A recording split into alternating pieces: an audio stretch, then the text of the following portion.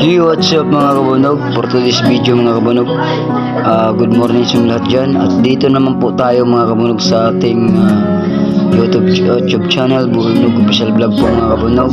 Mga kabunog, pasubscribe na po ako. At siyempre, comment na rin po kayo kung anong nagustuhan nyo ang aking mga video. So ayan mga kabunog. Mga kabunog, sana po hindi kayo magkakaroon ng ganitong karamdaman, anxiety. Huwag nyo pong abusuhin ang inyong mga katawan, kasi nga po mga kabunog, hindi po talaga basta-basta magkaroon ng anxiety.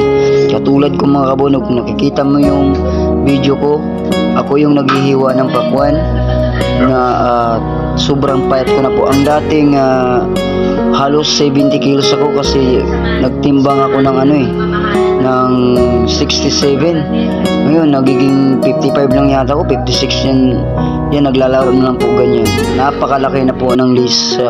Napakahirap po mga kabunog sa kalagayan ko ngayon. So ayan, kasi hindi ko po maipaliwanag kung anong sakit na meron ako, kasi yan din ang dahilan na talagang naubusan ako ng pondo. Giniba po na yung pisto ko dun sa gitna, kasi nga po nauubos yung pera ko sa pagpapagamot. Pumunta ng doktor, nagpapacheck up, pero wala namang nangyayari. Ganun pa rin ang nararamdaman ko. Kung anong naramdaman ko dati, same pa rin po. So yan, kaya hindi ko maipaliwanag, parang katapusan ko na. Kaya nagtatanong sa sarili, kasi hindi ko pa po yun alam. Nahirapan ako masyado nung hindi ko pa alam. Grabe, kasi kung minsan parang atakihin ako, matutumba ako, tapos parang sasabog yung ulo ko, natatakot ako, napuputokan ng ugat, ganyan. So yun nga, siyempre may mga anak ako. Ang sabi na nga ng ibang tao, uuwi na raw ako, lalo na miss ko, nababukat na rin sa akin, kasi hindi niya alam kung anong nangyayari sa akin, kasi paulit-ulit na rin yung aking nararamdaman. So ayan, kasi gumastos na nga po kami. Yan, kaya nagagalit na miss ko. Anong nangyari dyan, yung pisto ko nga dun sa gitna, ginigabak ko na, kasi wala na rin akong pang-upa, kasi nauubos na nga po sa pagpapagamot ko, pero wala pa rin nangyayari. Yung ipon ko nauubos. Grabe talaga. Kaya kung tutusin, dapat meron naman po talaga akong pera, kasi ang nangyari, pumunta ako ng psychiatrist, pumunta ako ng quack doctor, nagpapatawas ako, ganun pa rin, paulit-ulit pa rin yung medyo ang ganda ng mo, may kausap ka, ang ganda ng mood mo, may kausap ka, ganito yan, tapos bigla ka nang aatake. Uy, ano naman to? Nagtatanong naman ako sa sarili ko, kasi nga po hindi ko pa alam yun. Yun, isang linggo pa lang ko palang nalalaman na ganito pala ang karamdaman ko, anxiety.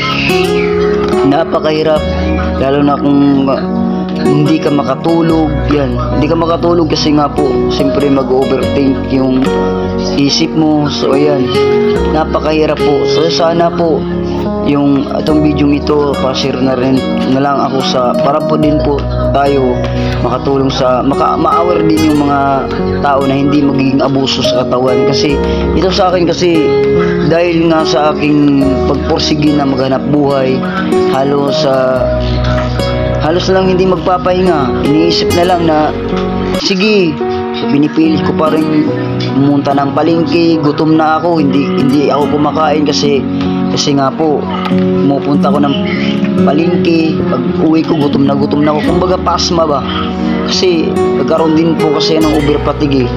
Dahil sa overfatigue niyon, doon na nag-panic attack ako, kaya nag-overthink na ako. So ayan, kaya pangit din talaga kung abuso ko sa katawan mo, kasi sisingilin din po talaga pala yan. Kasi kaya ang advice ko sa inyo, at kumikita na kayo, kung kaya nyo nang kumain sa isang araw, budget sa isang araw, makatabi ng kunti, pahinga, ganun lang yun. Huwag mong prosigin yung mga bagay na hindi pa talaga kaya, kasi katulad ko, pinupursige ko yung mga hindi kaya, yun, nagkakaroon na tuloy ako ng ganitong karamdaman, anxiety. Kaya ang advice ko lang sa inyo guys,